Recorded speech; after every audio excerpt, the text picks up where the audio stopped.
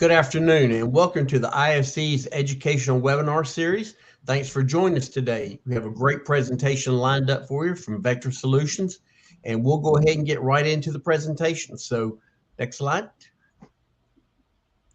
Before we begin, audio is being broadcast using voice over IP technology through your computer speakers or headsets. Please make sure that your speakers or headsets are turned on and the volume is turned up. Audience microphones have been muted for this webinar.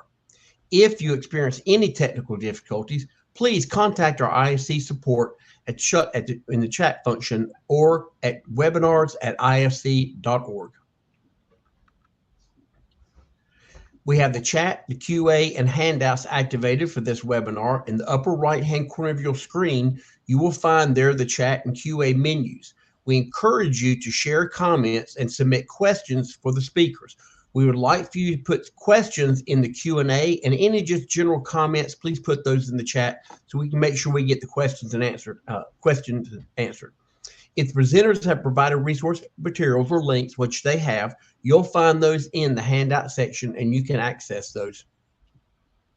We want to thank our sponsor, Vector Solutions, today, a proud partner of the IFC and continuing support for us and what we do in these educational series. We've got a great presentation lined up for you today.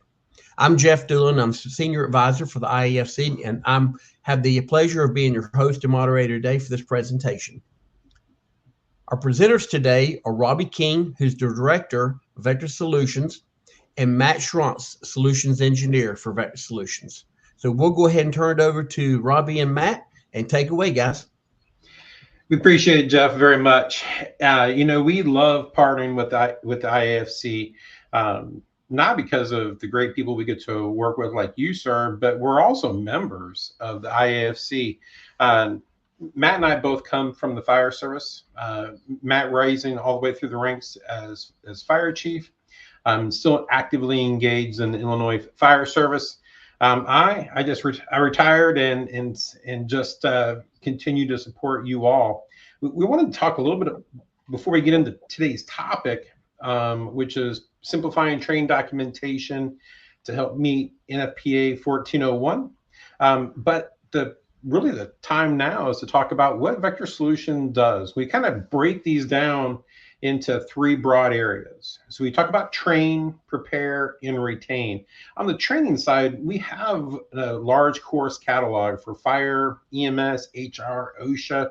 We also allow you to come in and add your own custom content, policy dissemination, so you can go ahead and meet all of your state recertification possible requirements, professional development, task books, ISO, you name it. You're going to be able to keep all of your training in one spot, schedule it, deliver, and report on all of it, plus having a mobile application to take care of our live skills, which we're going to talk a little bit more about in one of my favorite areas to focus in on. The next area, though, we're going to be talking about is prepare. And when we have two products that help out in the prepare area, the first one is Check It, making sure that we can take care of our truck checks, asset management, controlled substances, fixed assets. Again, it's another mobile-centric device that allows you to go up, do that truck check. Oh, you know what? The K-12 won't start. Scan a barcode off that K-12 and then create a ticket to get that thing serviced. Really simple, really easy to use. And then we also have Vector Scheduling to take care of our time and attendance area of things. Matt, for me, I look at it, it'd be a whole, from the battalion chief on down, or your shift supervisor, you could be in your recliner doing chiefly things and taking care of that whole shift right from the palm of your hand. No more losing leave slips out the window of your staff vehicle. And the last part is retain. Matt and I both had 20+ year careers. The thing I want to talk about, though, is on the retain side of things is we utilize Guardian tracking to cover three main areas. The first one is exposures. With my age, I'm finding that things that I did throughout my fire career, those things are adding up. And so being able to keep track of those exposures where the department physician can see those items, but also I can download that and give that to my primary care physician. We are a unique workforce, and we're exposed to things that others aren't. So being able to track all that to me is really important. But we also want to take care of the performance and recognition side of things, being able to really celebrate those out of days, but also correct those correctables and get that taken care of, but also through the whole time being able to document those milestone events, those career milestones, being exposed to, a pediatric fatality, and all of a sudden I start calling out. We can set up those trip alerts to let us know that, what, Robbie did the debrief, but it's still affecting him. So making sure we can take care of those items. So for me, Matt, I don't know about you, I love that we have this big area in here. And so today we're talking about meeting 1401, which I absolutely love. So I figured we could just go back and forth and cover some of these things, but just to get everybody on board, we're going to be talking about how to formulate your own training program to meet this, how to leverage pre-course work, that pre-training work, but also then come back and digitize our skill sheets, tracking all of those, and then we'll put it all back together and talk about those reports that go on there. Does that sound okay to you? Yeah, it sounds great, Robbie.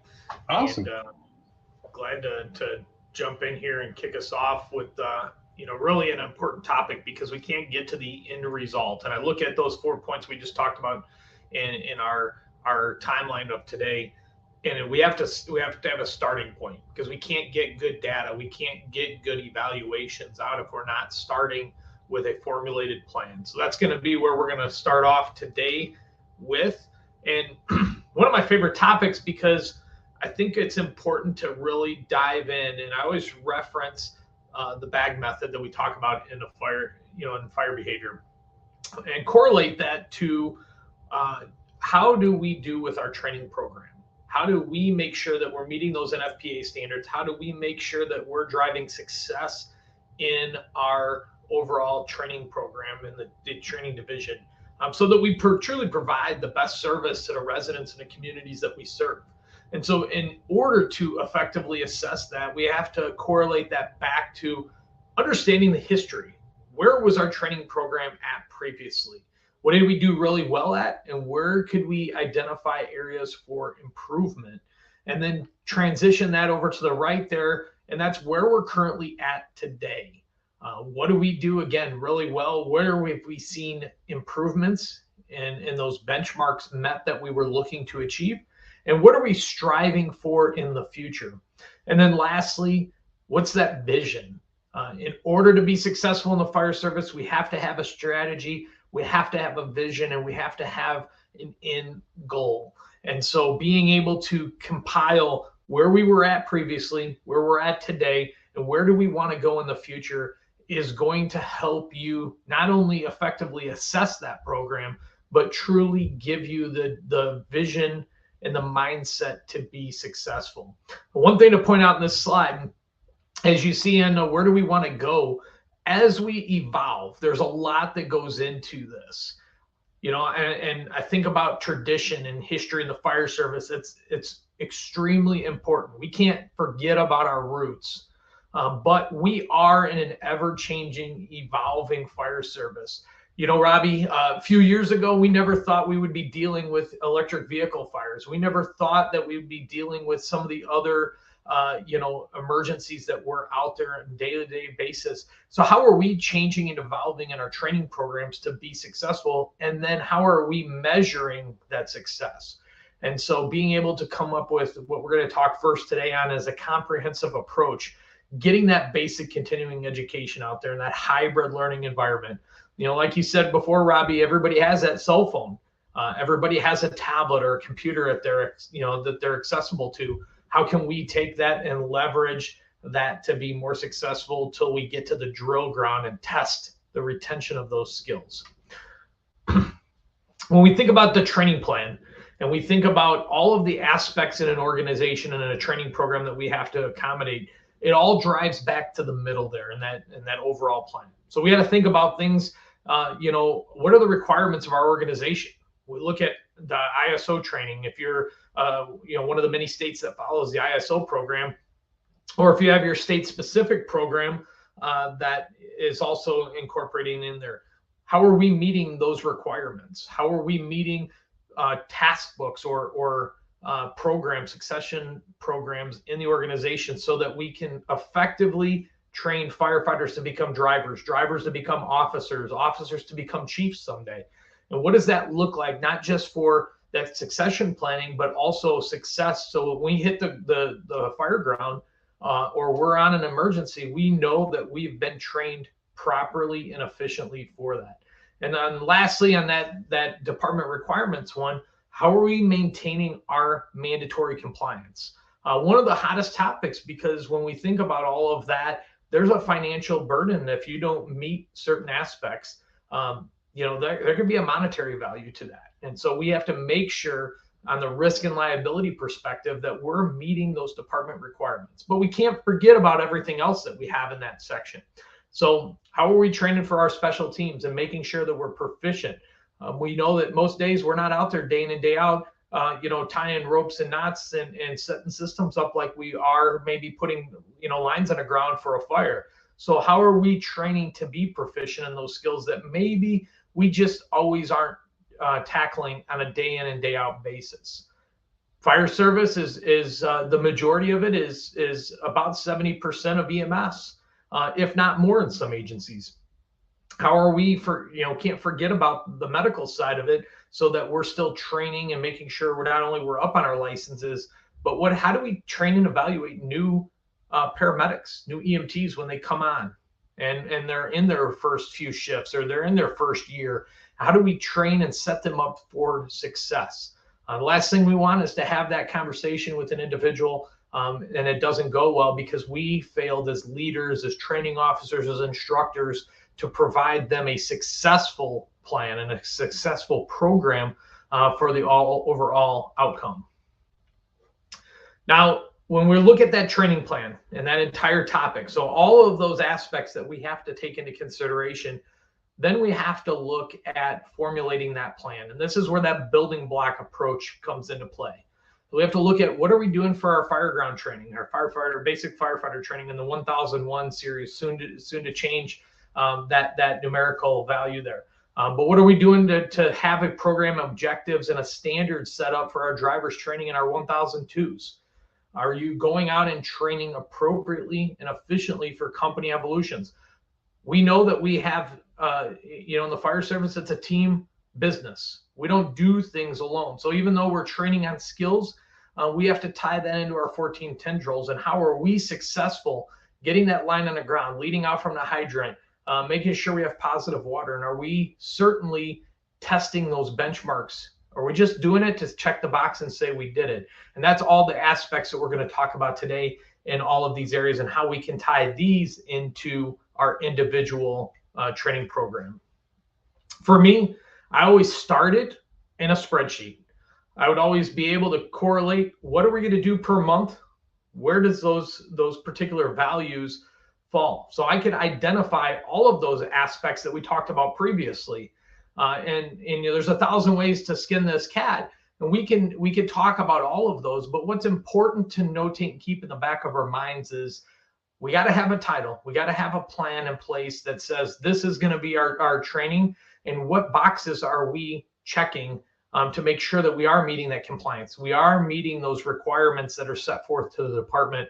So that next thing I know, that the fire chief's not knocking on my door saying, hey, why did I get this letter that we're short on compliance or we're short on training hours for ISO or any other requirements. I'm looking at our professional development. We have a promotional exam coming up, but people aren't trained for that promotional exam. Why is that? That falls back on you as an instructor, as a training officer.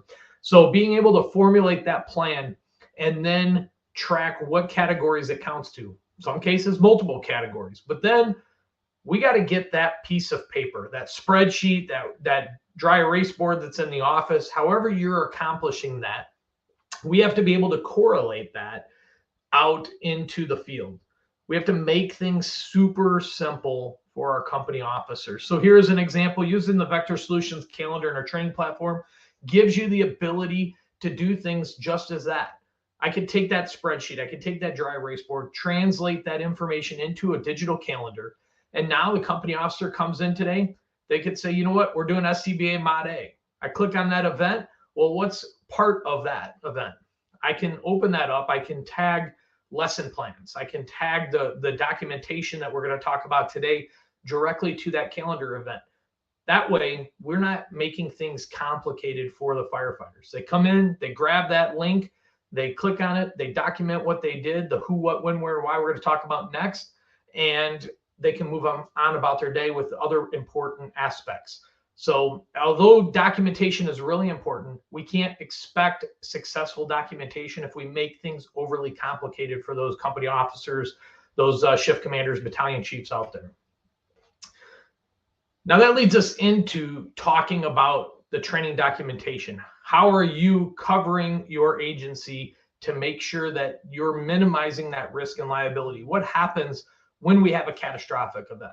What happens when somebody gets hurt? Or worse, hopefully this doesn't happen to any of us out there, but we know it's inevitable of a line of duty death. And we know that we have to be able to produce training records and be able to show what somebody trained on, when did they train on it, what objectives were covered, who participated, and all of those aspects. And that's all covered there in the NFPA 1401. If you don't have a copy of that, you can certainly go on the NFPA website, have the ability to either purchase the hard copy, or you can register for a free access digitally, and it gives you that ability to pull that up. So if you're one of those organizations that doesn't have it in their budget to be able to go down the purchasing route, you still can get a free access to be able to scroll on the World Wide Web, see that information, so it's still accessible to you through that free access.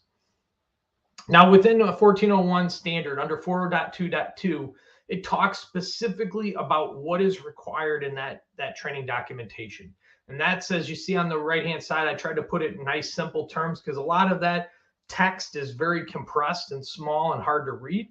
But essentially, for complete training documentation in any training record, it has to have who participated, what was the title or the topic that they trained on, when did it occur, where did it occur, how long did it occur, and then why did they do it? And that's your objectives. So what did we train on? We went out through ground ladders.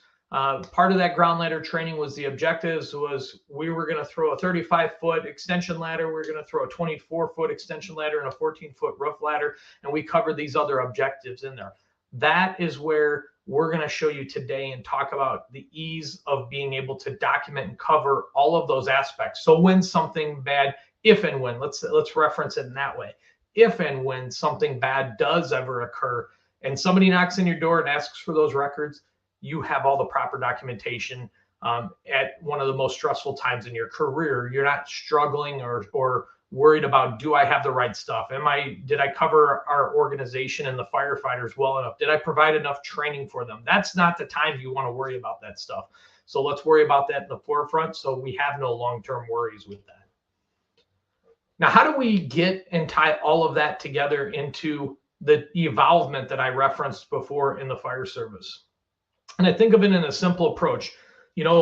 For me, when I started right out of high school, online learning was never even a thing. And we all sat in a classroom. We all, had in-person learning assignments. You might log on to a website to submit some things, but as far as e-learning was non-existent. And I think of this, the society and the involvement to where we're at today, and that's the complete opposite. Everything is done now in a hybrid learning perspective. In this context, we're going to be able to provide you the opportunity to have it in a learning environment that is a hybrid approach, very intuitive and streamlined. So if you want to look to that continuing education, the covering the back to your basics, we can provide that. It leads into that middle image of how can we now go and work together and work at an instructor level. We're not up here at the front of the classroom clicking a PowerPoint. We're at the student's level. We're working hand in hand. That direct instructor to student engagement back and forth, company officer to firefighter engagement, whatever it may be. And then ultimately at the end, we need to be able to test those skills. So maybe we'd cover forcible entry. We have that course, or in this case, we have that fire behavior course. We're going to cover those back to the basics. We're going to go out on the training ground. We're going to talk about what lines we're going to pull on what fire. We're going to talk about getting positive water. We're going to walk the walk together to demonstrate how that we're effectively going to accomplish all of that. But at the end of the day, now we have to test our skills. And that's where we're going to talk today, and using technology to be able to test those skills. So it's that cognitive learning tied to the effective learning. We got to have that positive approach, that supportive mechanism through those custom activities, that instructor to student ratio, where we're not talking down to them, but we're talking with them, that engagement piece for that positive learning environment. And then lastly, that psychomotor approach that we all know through the skill evaluation. Man, that was a lot of information, Matt. I appreciate it. And so I think back on our careers in having, you work hard to make sure that you're able to have a foundationally safe program. But when you're following that NFPA standard, as it relates to filling out the training forms, building out your short-term and long-term training plan, to me, that gives you the confidence to know that you're step in step. If we do get audited by somebody, well, why are you doing it this way? Because NFPA 1401 says so. Oh, well, can't go wrong with that one there. So I love that. And most state agencies that do the different recommendations, you're following that same format. So I appreciate you sharing that.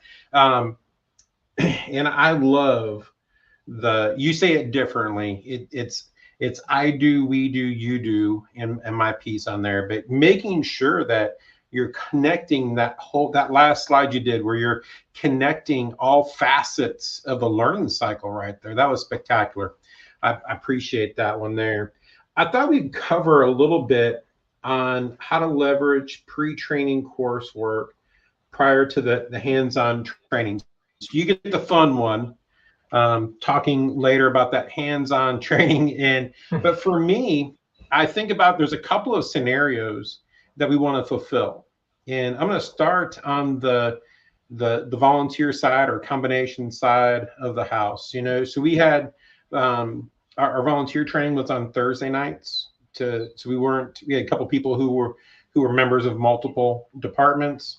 So it's easier to be on Thursdays, Matt. And so, but the thing nice about this is we could leverage the technology and give them on Friday morning, they get a fresh set of assignments to review, whether it was a target solutions course, the policies that went along with it, read this, go over this PowerPoint, review these policies. And that was going to be done by Wednesday night. So Thursday morning, we could pull the reports to make sure that, all the pre-course work was all laid out. It was done. Didn't have to do anything. And to me, that made the in-person time more impactful because I didn't have to sit there. We go over, hey, this is what happened in the department last week. This is where we need help this next week. But let's go outside and get busy. We just want to go out there and pull hose, and maybe not everybody wants to pull hose, but you do want to go outside and have a good time. And I think that's where this really leverages. And so the recruitment, the excitement of doing, people seeing you pulling hose and all the rest of these kind of things, it helps out with that recruitment and retention.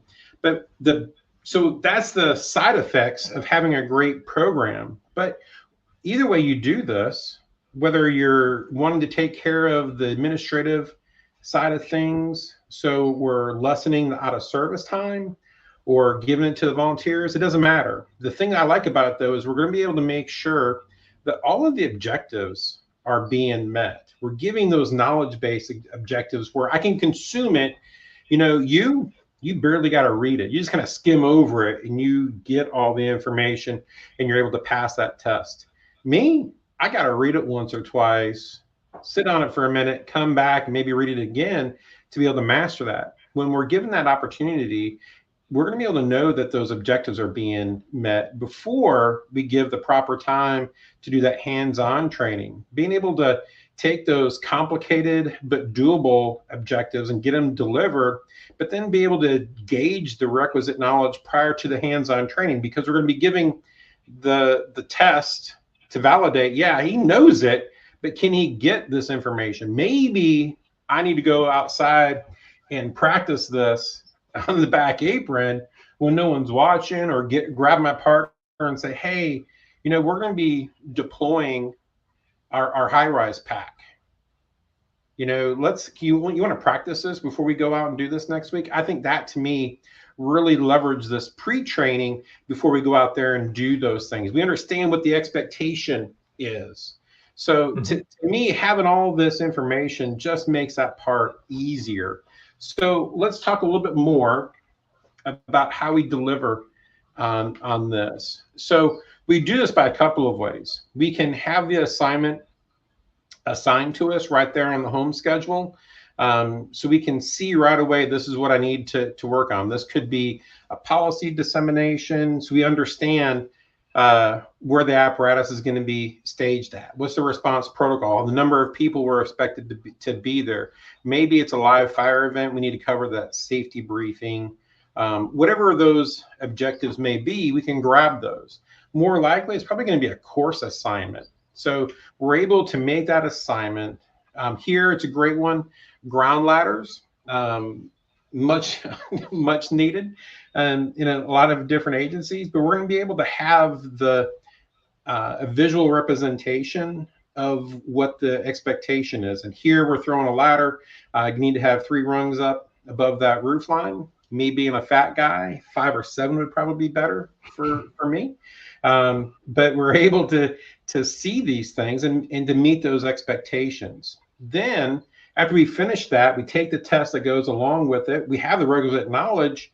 Let's come back in there. And the next phase of this is using a custom activity where we're listing out all of those 1401 requirements, the date, the duration, the location. And here we're listing it by the objectives. So I try to give a quick analogy. Let's say you were at a fire like you were this morning. You had somebody on the roof and it didn't go as expected. By having these objectives, you can come back and say, all right, training officer, I need to know when the last time we practiced blank. In my old way, it would have shown, yeah, we did 8 hours of ladder training last year, Chief. Chief Strauss, that's all I got for you. That's not acceptable in today's world. We have to be able to come back and say, yeah, we did, X number of hours of training, but you know what?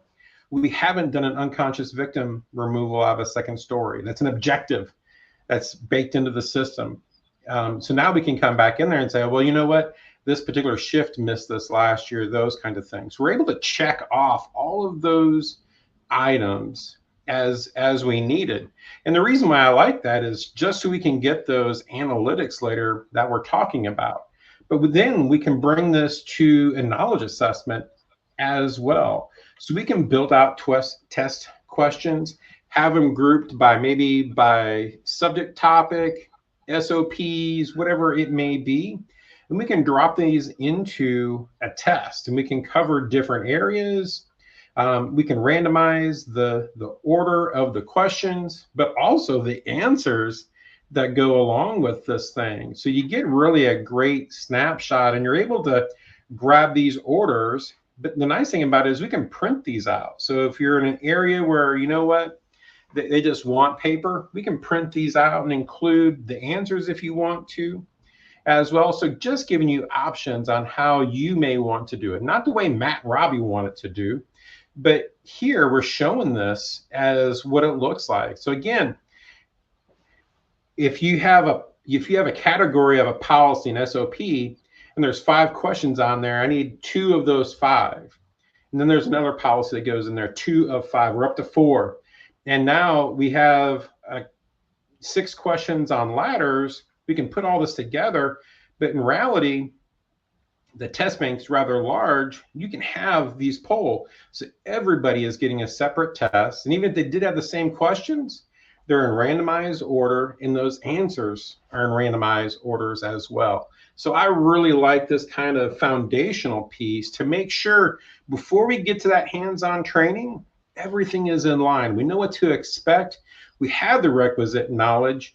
Now we can come back and making sure that we're ready to go, and then we can see it all in one place. So we can keep track to know for a fact that everything has been managed. So here we're looking at a credential, nothing but a training tracker. I can see that I've met all of these requirements that are going on to meet those annual department requirements.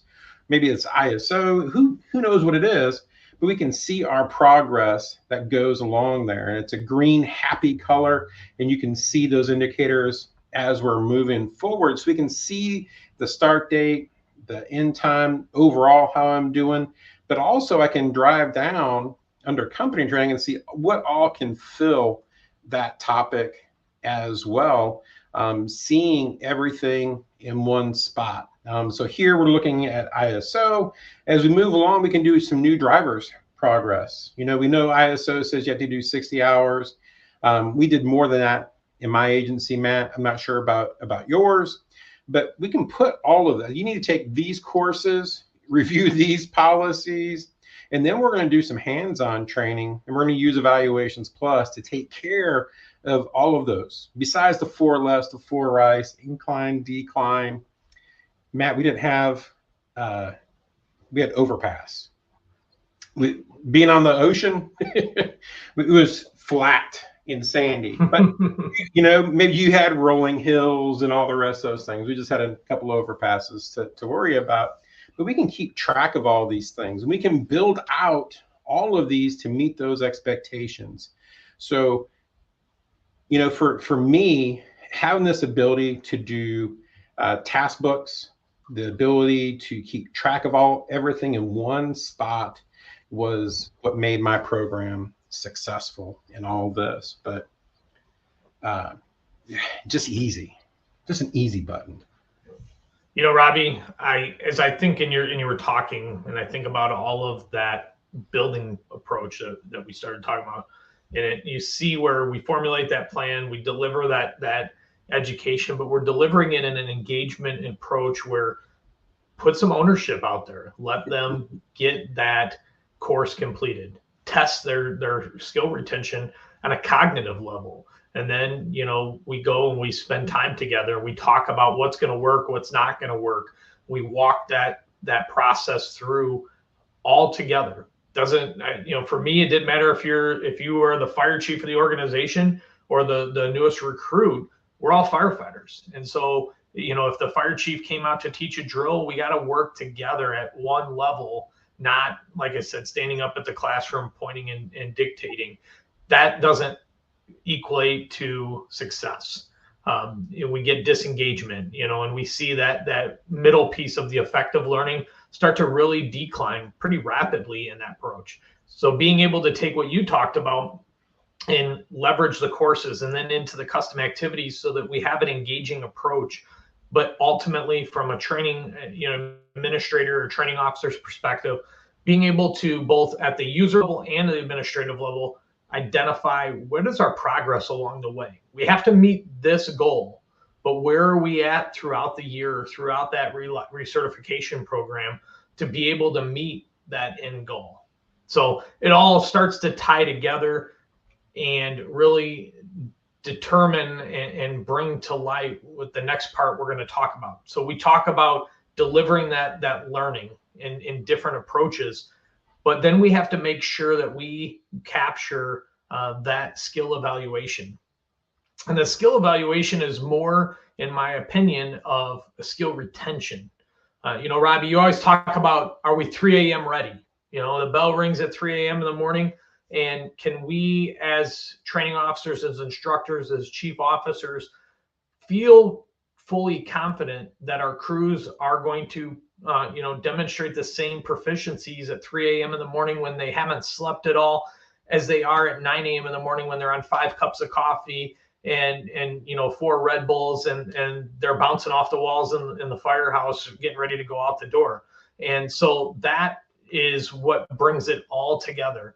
Generally, our skill sheets, our JPRs, however your particular organizations reference them, are done on a pen and paper process. And we all know we stand out there on the training ground and we got that clipboard and we're reading, but we're disengaged. The evaluator tends to be disengaged because their mind is in this clipboard and the sheet of paper. I dropped it. It's, we're flowing water. Now that paper gets wet. It's not a conducive environment. So oftentimes we just end up throwing it to the side and don't get used, or it gets filled out later incorrectly. And we're not truly evaluating the successes and the areas for improvement. I don't want to say weaknesses, the areas that we can improve, because weaknesses mean failure. And that means that we're not supporting our people. If we identify those areas for improvement, we're constantly instilling that positive environment to make people better, to support them, and to work with them for an end goal to make them the rock stars that they need to be out there on the fire ground. So we can take that and transition that into the digital world that we're all familiar with today. Being able to use smartphones and tablets out on the training ground. Whether you have a Wi-Fi or a data connection or you don't, you can do these online or offline. And then when you get back to that Wi-Fi connection, synchronize it with the system and upload all of that information, including some of the things we're going to talk about today, like uploading videos and images that were conducted during that particular evaluation. This allows you the ability to come in and do a number of things from that mobile app. So I can utilize that functionality, like I said, to synchronize it and make sure that we don't have any roadblocks in our way from moving forward in a successful environment. I can easily select those evaluations. So maybe, just maybe, Robbie goes out, he evaluates Matt fails that skill. Well, now I go to the next evaluator. I come back for that retraining or that retesting. Maybe it's the next shift that Robbie's my company officer. He comes in and evaluates me again. So it's not a one and done approach. We're going to test those skills to make sure that we are 3 a.m. ready. And in here, I can come in, I can easily select by category. So if I'm looking at an EMS evaluation versus an EVOC evaluation versus, a fire, live fire training evolution, or maybe a 1410 drill that we're going to talk about today, it allows you to categorize those particular evaluations and easily find them. Additionally, like I said early on, we do things as a company, as a team. Fire service is in a siloed approach. And, and that's where we see unsuccessful environments. So we train together. We train as a team in that positive approach. And this is where I can come in here from the mobile app and I can select, in this case, Beaumont, Blasky, and Bullard, they're in that company together. So I'm going to select those 3 people. And then when I go ahead and do that evaluation, their names will be tied to that company evaluation there. So I can select those multiple people at one time, ultimately leading into the ability to go forward and identify all of those passes, those fails, where we have those areas for improvement. A couple things to notate with these. You can customize these forms. So it's not, here's Robbie's form or here's Matt's form, fully customizable. You can mirror your current pen and paper process. Or if you don't have one, we have processes to get you started. You can drag and drop, change colors, move things around. So you have that ownership to that particular form. Maybe you want your logo on the top of every form. We can put that on there. In this case, at the top, we have our evolution description for the NFPA 1410 drill. I have the instructions there for the instructor. I also have an image. So if they have something, they have a question on something, they can reference right back on that particular form. It all lies in one place. Now on the lower left-hand corner there, you'll see a little paper clip that's highlighted. As I pull that paper clip up, you'll see this live video. I can stand there as the evaluator and do a picture-in-picture from that cell phone or from that tablet and record that evolution that's going on. Now, where this becomes really impactful from is it becomes part of the system of record of that. So if we have a question, we have that live video to reference back to what actually happened. Why did we fail that person and tell them to go back for a retest? Why did we tell that person that they were a rock star and that they got a, maybe they exceeded the standard? And that's where you can customize these forms. Maybe it's not a pass fail, but it's an exceeds, meets, or falls below that standard. So however you want to look at that, on the forefront, it gives you the ability to customize it, take those videos, take those images, attach them to the part of the record.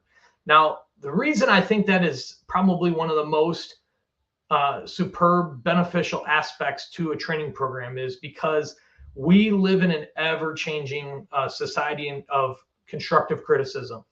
For many of us, when we came on a job, there was nothing thought of for somebody to sit down and tell you, you did all of this stuff wrong. You need to go back. You need to do it again. And we took it. We had big, broad shoulders.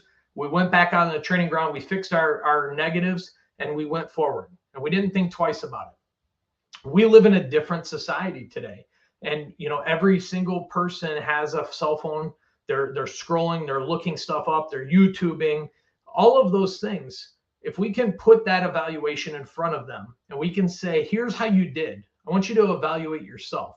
That teach back approach and that teach back methodology gives them the ability. You can allow them to view that video, critique themselves. They're probably generally going to be harder on themselves than you as an instructor would be, because they're going to identify and say, you know what, I did that really well, but I look like a fool right there. I almost dropped that ground ladder. Why did I do that? Well, you know what, my footing wasn't, secured. I didn't have a far enough spread in my hands when I grabbed that rail. Whatever the situation was, they're going to be able to identify those. And certainly once they identify those poor behaviors or those areas for improvement, they're not going to let that happen again. And so it can be used in a multifaceted approach, using it for documentation, using it as a teach back methodology, using it so that they can truly see what you're reinstilling as recommendations and information to them is actually making them successful with that.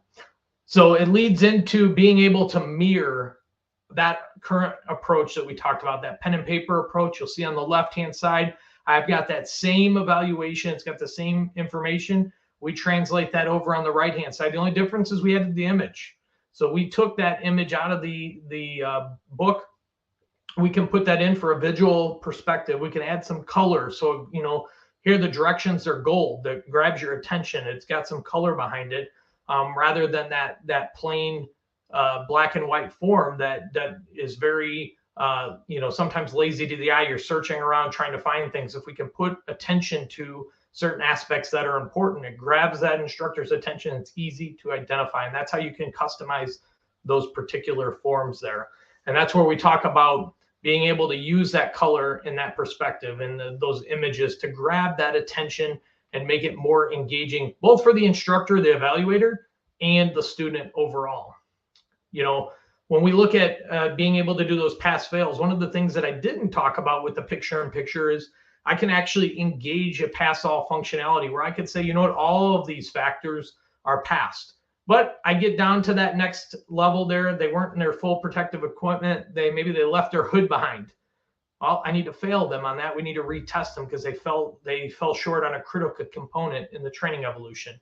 So I can change that pass, but what that allows me to do is be engaged in the evolution. I'm not focused on a tablet, pass, fail, pass, and so forth. I'm not focused on a video. I can set that so it's a nice, small, tiny box in the corner of the screen. I can pass all. I can go in there now, hit that fail because they failed it, but I'm focused on them. I'm not focused on a device. I'm not focused on other areas.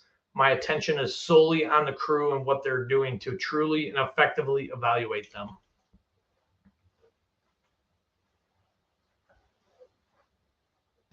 Sorry, Matt. I love that. When we think about meeting those training requirements, it's not a check of the box.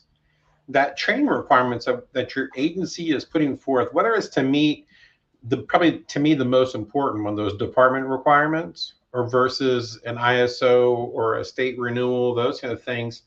But we want to make sure that the people have met the knowledge retention aspect of it. But like you said, that 3 a.m. proficient. This morning when you went on that fire at 3:30, you had to make sure, the agency had to make sure that you were ready to be able to function with just a little bit of sleep, but you could perform to meet these expectations to take care of Mr. and Mrs. Smith. So I love that aspect of it.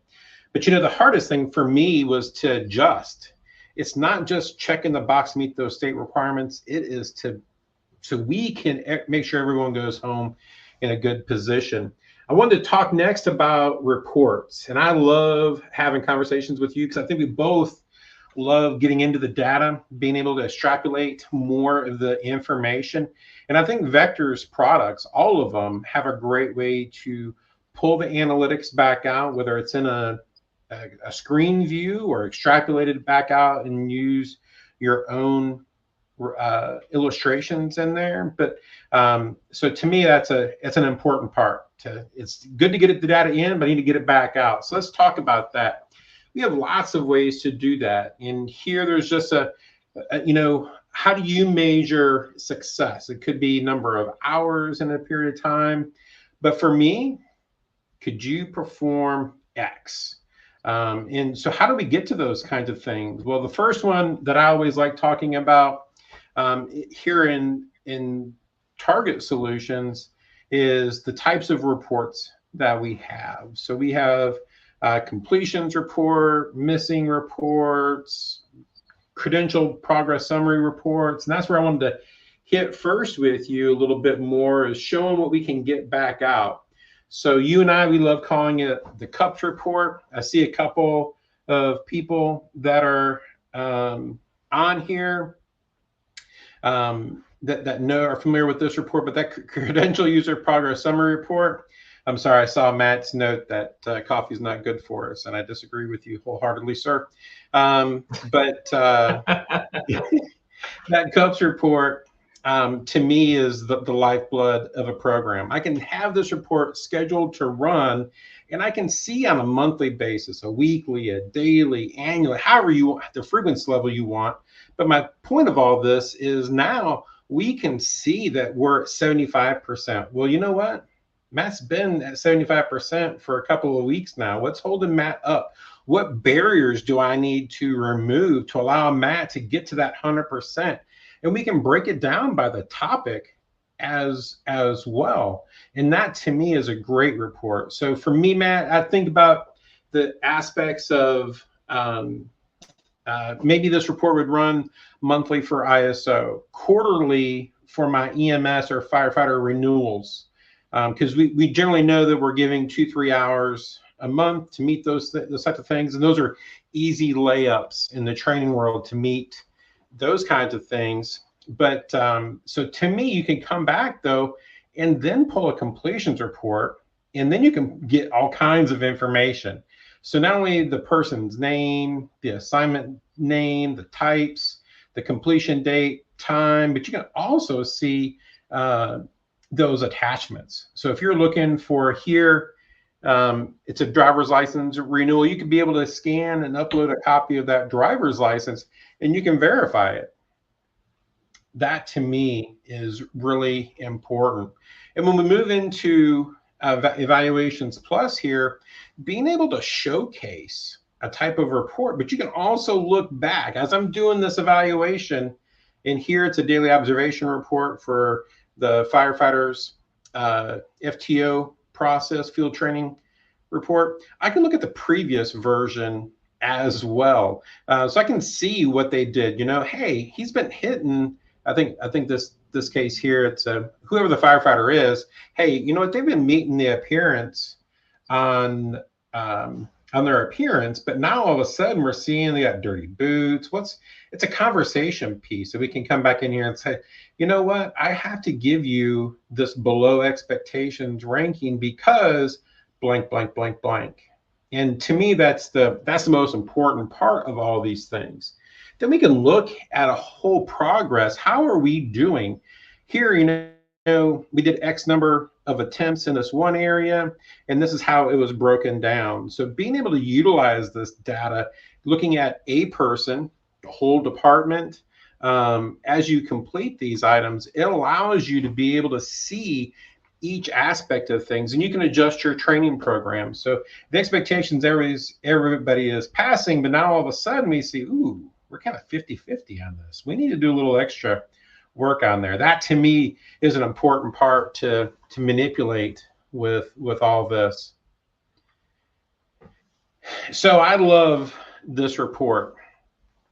I think a lot of times us as officers, that we may be looking to see if someone else knows the answer. And to me, this one does this. So this pass fail is great. But a lot of times as a chief, as well as you know for sure, you call and say, hey, how was training today? Everything was great, chief. Well, I'm looking there on that fourth step and I see everybody's failing this thing.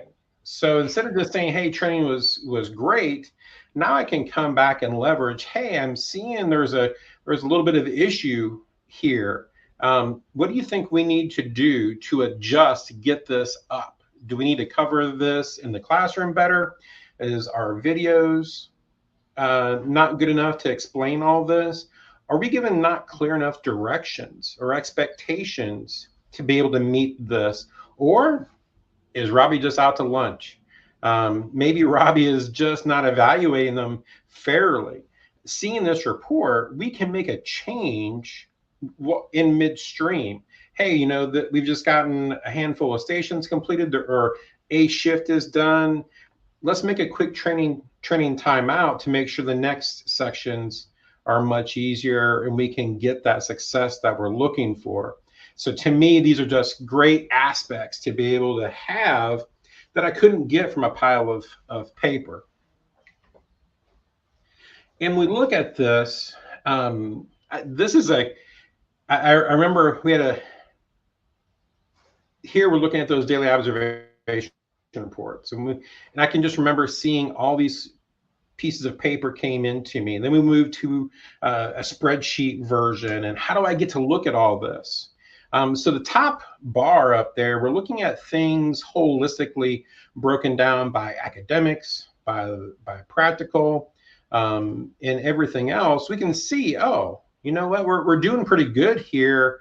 Let's dial down a little bit. And that's where that next box is. So now we can see with Avery, you know what, the initiative is great, but the output of that academic is a little bit, that's where we need to come back in there.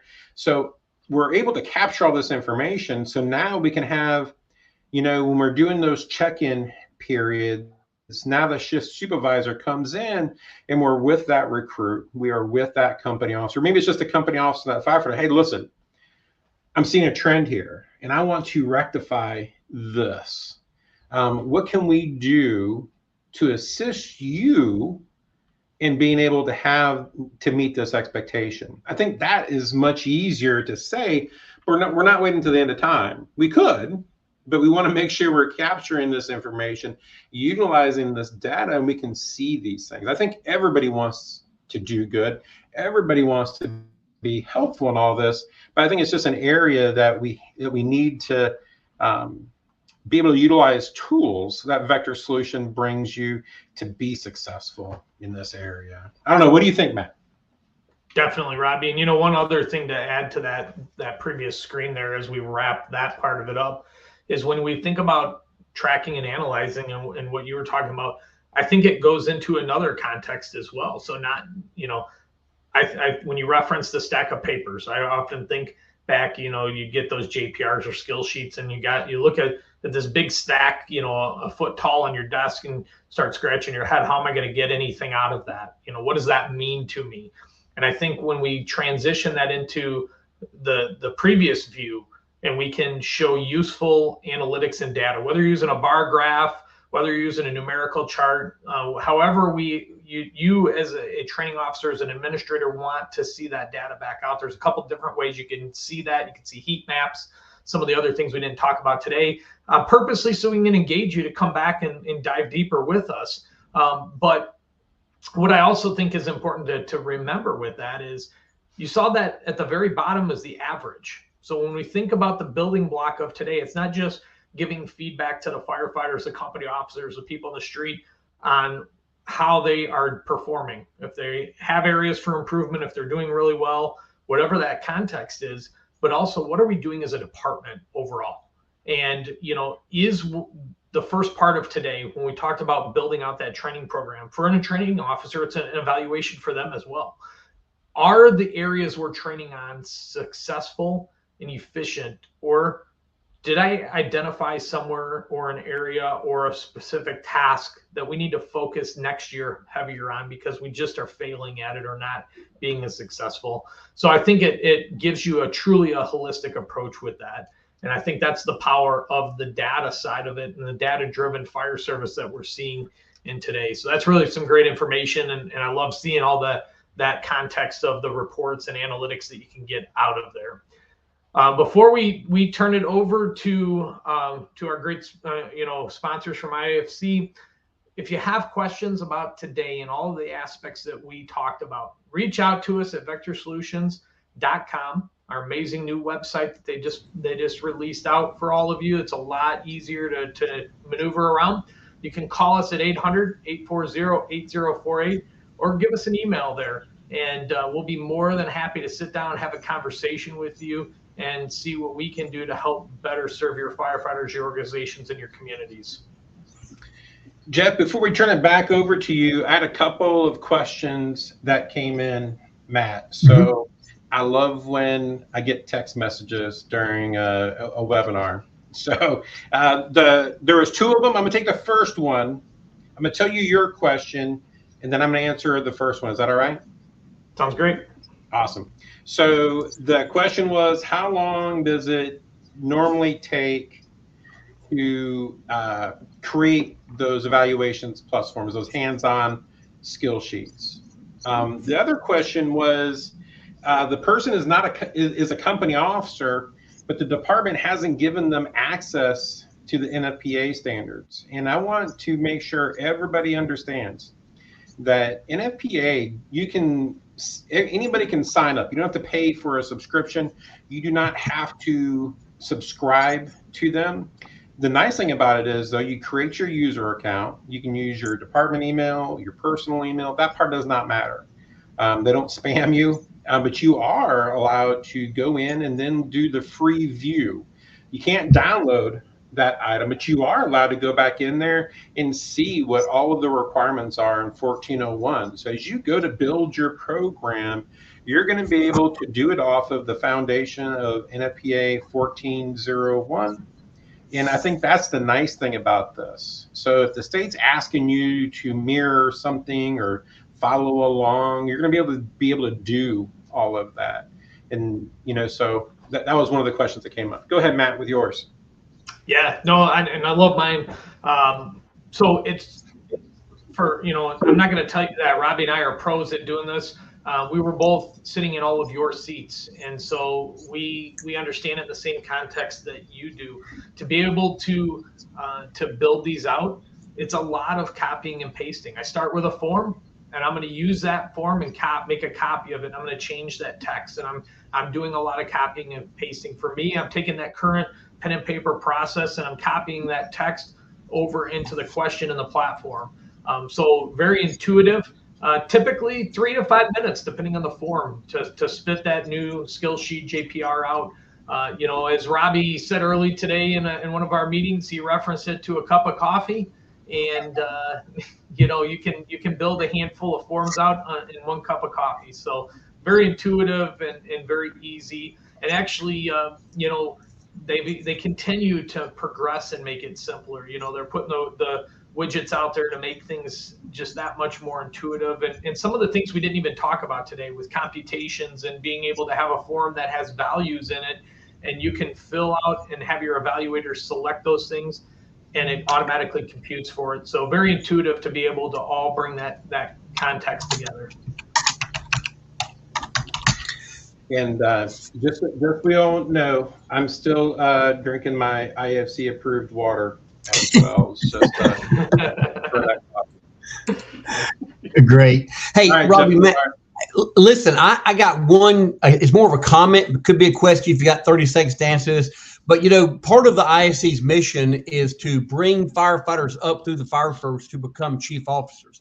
And I know a lot of firefighters that use your products, and I know you have a way too where you can input into someone's work assignments job skills that are actually at the next level up from them. so you can actually start testing them at that and seeing how prepared they are to take that next level. So if you got 30 seconds, please talk about that, because I think that's a very important part about the education and succession plan of a department. Yeah. Matt, you want to cover professional development, or do you want me to? No, I can. So, very much, Jeff, I appreciate that, question.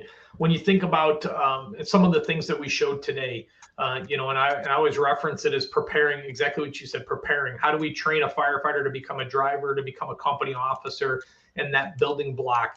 And I think it's in two perspectives to your question. I think one is preparing them and testing them on the future skills. So being able to build out test questions that are at the next level. And when we deliver those out, we can make an assignment, send it out to those proper people, and test their knowledge, their skill retention on preparing for that next level. But I also think and value another aspect. As I progressed in my career and I became a company officer, it was my duty to still be very proficient as a driver operator, as a firefighter. If something happened to my driver, I had to be able to answer that and be able to address that problem as a company officer. As I became a command officer, I had to be able to be proficient at everything below me as well. And we know that as chiefs, we're not always out there doing the same tasks day in and day out, but it was still in my mind, my responsibility. So I think that scale goes up as well as it comes back down as well. Right. Cool. Good deal. Well, thank you both very much. A great presentation. I love the parts about the data, because y'all know I'm a big data analytics person, and I put a little link there in the chat for everyone who's interested in the Fire Data Analyst Working Group. We call them the Fire Dogs, that we have started at the ISC. So data is king, and we need to embrace more of our training into data points to be able to see what we're doing good, what we're doing bad, and where we need to focus more energies. Robbie, Matt, thank you again for a great presentation. It's always good to sit and chat with you guys. I just want to bring everybody's attention to some upcoming events. Our Wildland Urban Interface Conference in Reno, the end of March. Fire Rescue Med, the end of April in Vegas. Community Risk Reduction Leadership Conference in Arizona. And then, of course, our International Hazmat Conference in Baltimore in the first week of June. So please, take the opportunities, attend these events, have an opportunity to stop and talk to Robbie and Matt and get more information. If you're a current user, don't be afraid to ask them for things you don't see, because they're good about answering your call for what you need and making their product better for everybody. Thank you again, everyone. This recording will be available, and a link will be sent to you after today in the email address that you used to register. So you can go back and share that with those folks who couldn't attend today. And that's part of your thing, is to share what you learned today with others.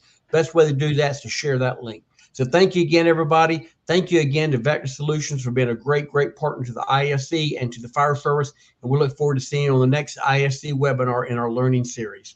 Thanks, everyone. Have a great day. Take care, everyone.